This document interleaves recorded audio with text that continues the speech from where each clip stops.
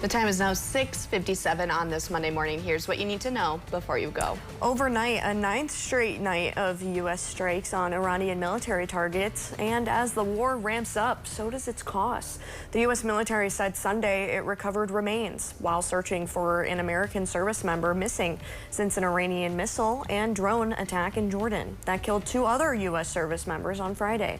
The remains are now being examined to determine if they match the missing person.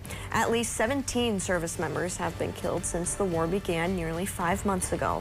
The FDA is reversing part of its investigation into a multi-state cyclospora outbreak tied to shredded iceberg lettuce. The Food and Drug Administration now says a lettuce sample from Taylor Fresh Foods that initially tested positive for cyclospora was actually a false positive after laboratory experts rechecked those results. The agency says there are currently no confirmed positive product tests for the parasite, but it is continuing to work with the company to ensure recalled lettuce linked to the outbreak is off the market.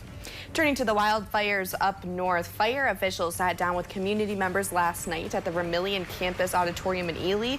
Officials said that crews are hard at work in the firefight, specifically for the Sioux and Bear Trap fire in St. Louis County. They said the region is in peak fire conditions due to the dry and warm weather, and that these conditions are expected to build up again as the summer continues. Superior National Forest has also extended the full closure of the boundary waters. Permits are now canceled through the 24th. And with those wildfires, there were no updates in evacuations, but here's a look at the current evacuation zones across St. Louis, Lake, and Cook counties. The latest zone changes were yesterday, and that includes the Echo Trail near Nels Lake, moving up to a go zone, and the city of Winton, along with the north side of Burnside Lake, going into a ready zone.